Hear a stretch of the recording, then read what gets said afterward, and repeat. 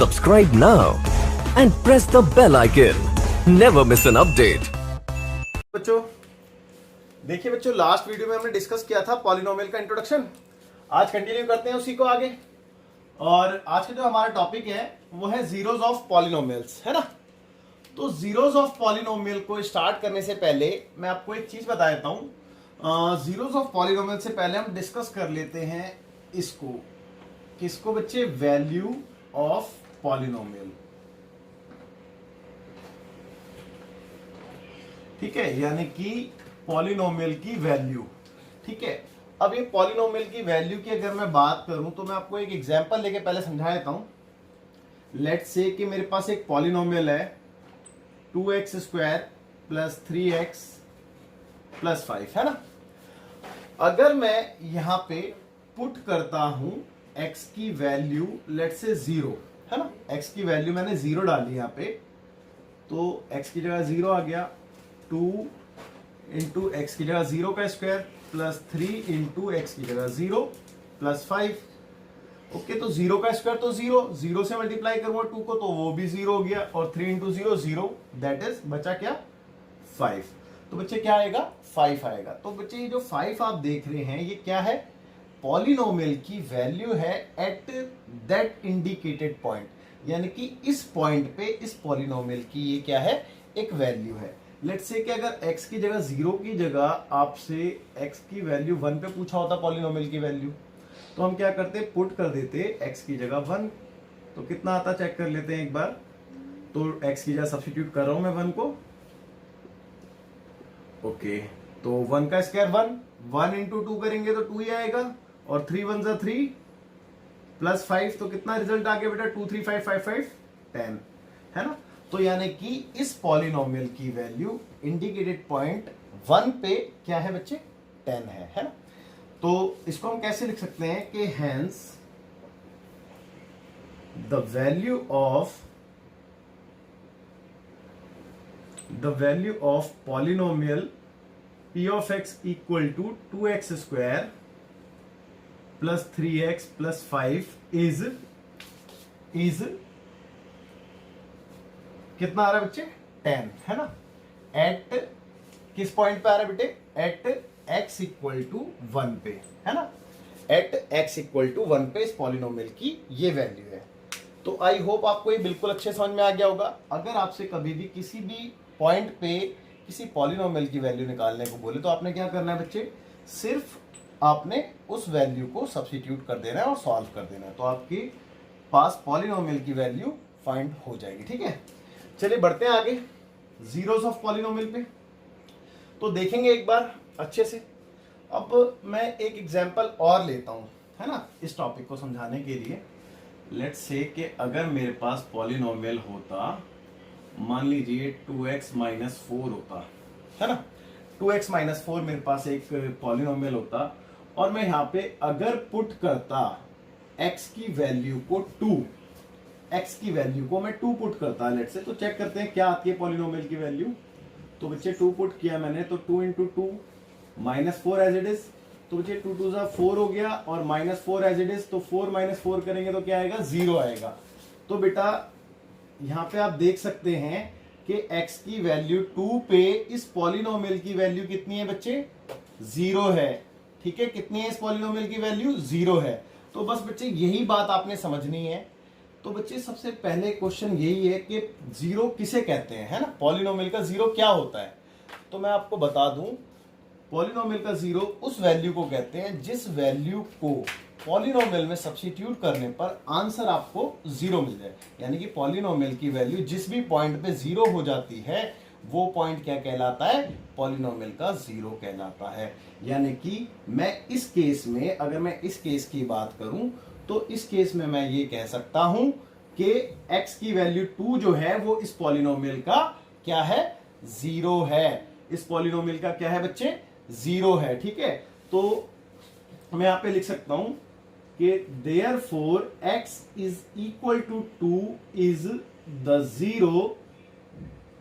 Zero of polynomial that is p of x equal to 2x minus 4। ठीक है बच्चे, यहां तक आपको अच्छे समझ में आ गया होगा। अब मैं इसको रफ करके एक आध एग्जांपल लेता हूं एनसीईआरटी से, तो अच्छे से क्लियर होंगे आपको टॉपिक्स ना। तो चलिए आप नोट कर लीजिए इसको, देखते हैं बच्चे एग्जांपल नंबर 2 एनसीईआरटी का। ठीक है, इसमें लिखा है बच्चे, find the value of each of the following polynomials at the indicated value of variables. देखो आपसे बोला गया है कि फाइंड करिए आप पॉलिनोमियल की वैल्यूज को इन इंडिकेटेड पॉइंट पे जो आपको दे रखी है यहाँ पे। ठीक है, और इसमें 3 पार्ट्स हैं। ये एग्जांपल नंबर 2 है, पेज नंबर 32 पे एनसीईआरटी में। ठीक है, तो ये 3 पार्ट है ना बच्चे। तो आपने क्या करना है, पॉलिनोमियल की वैल्यू निकालनी है एट x इक्वल टू 1 पे यहाँ पे, और इस वाले में एट y इक्वल टू 2 पे निकालनी है, और इस वाले में at t equal to a पे निकालनी है। ठीक है बच्चे, बहुत इजी है, मैंने अभी आपको समझाया भी है, बिल्कुल इजीली सॉल्व करेंगे हम। देखिए क्या करेंगे, हम पुट कर देंगे क्या चीज बेटे, x की वैल्यू 1 पे, क्योंकि हमसे पॉलिनोमियल की वैल्यू मांगी है ना, किस पे, इस पॉइंट पे मांगी है, तो इस पॉइंट को हम सब्स्टिट्यूट कर देंगे। तो देखो ये हो गया p of 1 equal to 5 into x की जगह पे आ जाएगा 1 स्क्वायर, और फिर -3 इंटू 1 प्लस 7। कोई डाउट नहीं होना चाहिए, जहां पे x था बच्चे मैंने वहां पे क्या कर दिया, सब्स्टिट्यूट कर दिया x की वैल्यू 1 है ना। अब ध्यान से देखते हैं आगे। तो 1 का स्क्वायर 1 होता है, और 1 को मैं 5 से इंटू करूंगा तो क्या आएगा बच्चे, 5 ही आएगा, और 3 इंटू 1 करूंगा तो क्या आएगा बेटा, 3 plus 7 as it is. Okay, तो 7 5 12, 12 में से 3 गया तो कितना बचा, 9। ठीक है बेटा, देखो ना 7 5 12, प्लस का 12 और माइनस का 3 है, तो प्लस का 9 बचेगा ना। तो ये इसकी वैल्यू आ गई है ना। तो पॉलिनोमियल की वैल्यू कितनी आ रही है बेटा, एट x इक्वल टू 1 पे 9 आ रही है ना। क्लियर है यहाँ तक। देखते हैं इसका सेकंड पार्ट भी। तो यहाँ पे भी हमने सेम काम करना है, सब्स्टिट्यूट कर देना है y को 2 है ना। तो y को जब हमने 2 सब्स्टिट्यूट किया तो देखते हैं क्या वैल्यू आ रही है हमारे पास। तो 3 इंटू वाई की जगह आ गया 2 और इसका होल क्यूब, -4 इंटू 2 प्लस √11। ठीक है बेटा, जहां जहां पे y था वहां पे हमने सब्स्टिट्यूट कर दिया है उसकी जगह 2। तो देखते हैं आगे। 2 का क्यूब बच्चे, 2 का क्यूब आप जानते हैं ना कितना होता है, 2 इंटू 2 इंटू 2 दैट इज 8। ठीक है, तो 2 का क्यूब हो गया 8, और 3 एज इट इज इंटू में ये 8 आ गया, और 4 2 सा 8 और प्लस √11, और ये कितना हो जाएगा बेटा, 8 3 सा 24 -8 प्लस √11, और 24 में से अगर 8 जाएगा तो कितने बचेंगे बेटा, 16 और प्लस √11। इसके आगे तो प्लस माइनस नहीं हो सकता ना बेटा। तो यही है इसका आंसर, यही है पॉलिनोमियल की वैल्यू इस पॉइंट पे। ठीक है बच्चे, ये भी अच्छे से क्लियर हो गया होगा आपको। अब बढ़ते हैं लास्ट पार्ट पे। देखिए, तो यहाँ पे हमने पुट किया, कितना था बच्चे यहाँ पे, t की जगह a, तो p of a is equal to 4। भाई t की जगह a आ गया और पावर में 4 एज इट इज है ना, प्लस 5 t की जगह a आ जाएगा और cube as it is, minus t की जगह a आ जाएगा और square as it is plus 6। अब आप खुद चेक कर लो बेटा, ना ये प्लस हो सकता है ना माइनस हो सकता है, मतलब ये इसके आगे सॉल्व ही नहीं हो सकता ना। तो यही इसका आंसर होगा और यही वैल्यू होगी। ठीक है, इस पॉलिनोमियल की t की वैल्यू a पे। ठीक है बेटा, यहां तक कोई डाउट नहीं होना चाहिए, आप इसको नोट कीजिए। फिर बढ़ते हैं आगे, देखते हैं बेटा एग्जाम्पल नंबर 3 एक बार। इसमें लिखा है, check whether -2 and 2 are zeros of the polynomial x plus 2। आपके पास एक पॉलिनोमियल है x plus 2। Example number 3, example number 3 page number 33 पे है ये एनसीईआरटी। और आपके पास पॉलिनोमियल है x प्लस 2, तो मैंने उसको लेट कर लिया, लेट से p ऑफ x है ना। तो p of x equal to x plus 2 आपको दे रखा है और आपसे बोला गया है कि आप चेक कीजिए कि -2 and 2 इसके जीरोज हैं या फिर नहीं है।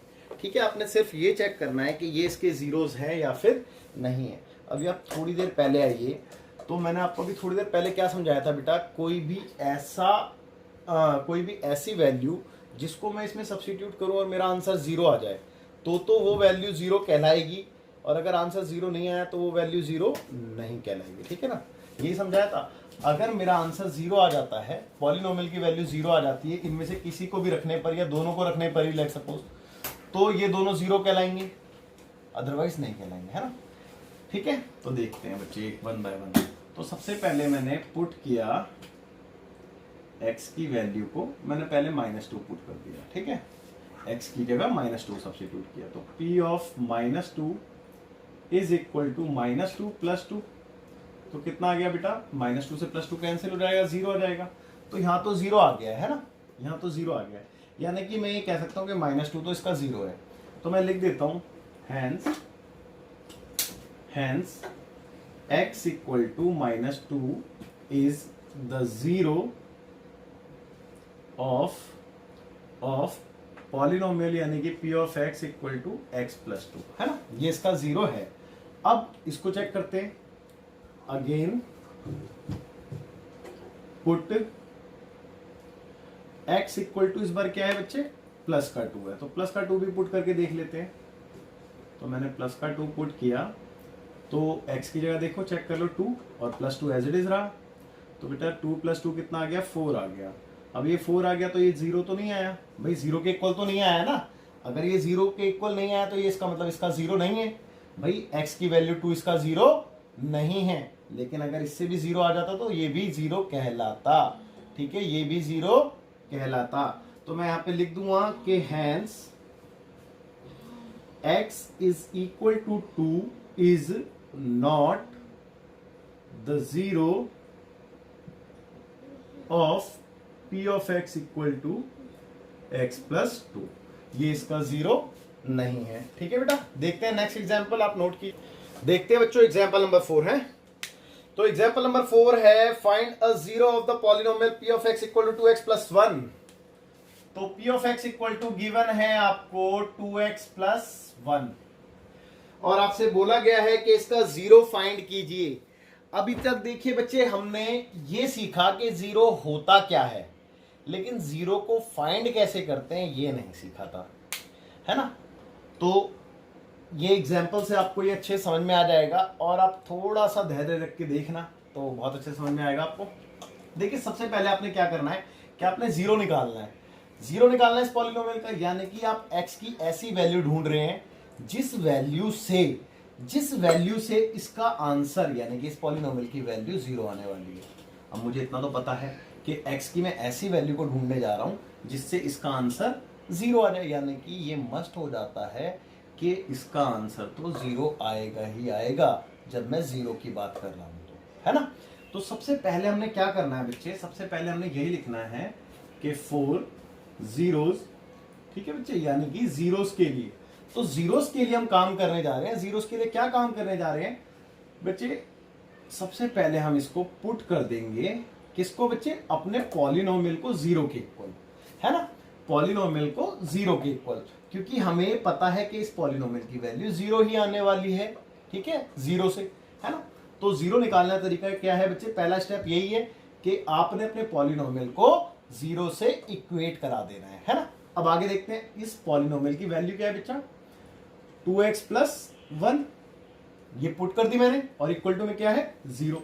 अब यहां से आप इस इक्वेशन को, अब आप ये देख रहे हैं ना, एक इक्वेशन है, लेफ्ट हैंड साइड भी है, राइट हैंड साइड भी है, तो एक इक्वेशन है, इस इक्वेशन को सॉल्व करके x निकाल सकते हो ना, x में फाइंड आउट कर सकता हूं, सबको उधर ट्रांसफर कर दूंगा तो x आ जाएगा, और वही वैल्यू क्या कहलाएगी x की, वही तो इसका 0 कहलाएगा, ठीक है। देखते हैं एक बार, तो देखिए 2x इज इक्वल टू ये +1 था, इधर आके -1 हो गया, है ना, और x इक्वल टू ये 2 into में है ना, तो यहाँ पे आके डिवाइड में आ जाएगा। तो बच्चे यही है इसका 0, इस पॉलिनोमियल का 0 क्या है, यही है। तो मैं पहले लिख देता हूं, उसके बाद आपको आगे समझाऊंगा अभी। तो hence the zero of polynomial या of px, डायरेक्टली लिख देता हूं, of px 2x plus 1 is -1/2, ये इसका 0 है, ठीक है, इस पॉलिनोमियल का। अब चलो एक बार चेक भी कर लेते हैं कि क्या ये वाकई में इसका 0 है। तो अगर ये इसका 0 है तो मैंने क्या बताया आपको कि इसको इसमें सब्स्टिट्यूट करने पर आंसर 0 आएगा। और आपको एक बात और बता दूं, वो जो आंसर आपको देखते हैं ना, जो पॉलिनोमियल की वैल्यू मैंने बताई थी, ठीक है, वो आंसर क्या कहलाता है बेटा, वो आंसर रिमाइंडर भी कहलाता है। इसके बारे में हम आगे फर्दर पढ़ेंगे अभी, ठीक है। फिलहाल आप देखिए, मैं क्या करने जा रहा हूं, एक बार चेक कर लेता हूं कि ये वैल्यू इसका 0 है या फिर नहीं है। तो मैं इसमें पुट करके देख लेता हूं एक बार, है? तो मैंने x की जगह सब्स्टिट्यूट किया -1/2, ठीक है, इक्वल टू में कितना है बच्चे 2, फिर इनटू में x है तो x की जगह तो x की वैल्यू -1/2 आएगी, ठीक है, और फिर प्लस में 1 है, ठीक है बेटा। अब देखो ये 2 से 2 कैंसिल हो गया, ये यहाँ पे कितना बचा, -1 ही तो बचेगा, और ये क्या बचा +1। अब दोनों को मैं सब्ट्रैक्ट करूंगा तो 0 ही आने वाला है, तो इसका आंसर 0 आ रहा है ना।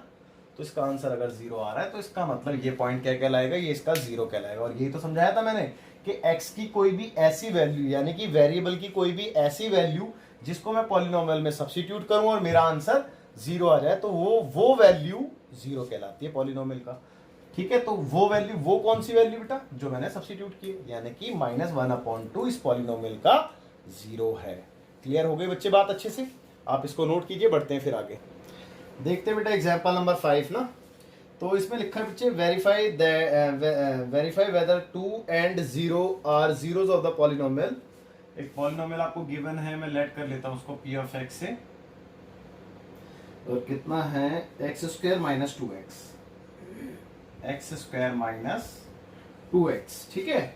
और आपसे बोला गया है कि वेरीफाई करना है आपने 2 and 0, ये दो वैल्यू है, और ये वेरीफाई करना है कि ये इसके जीरोस हैं या फिर नहीं है, ठीक है, ये इसके जीरोस हैं या फिर नहीं है।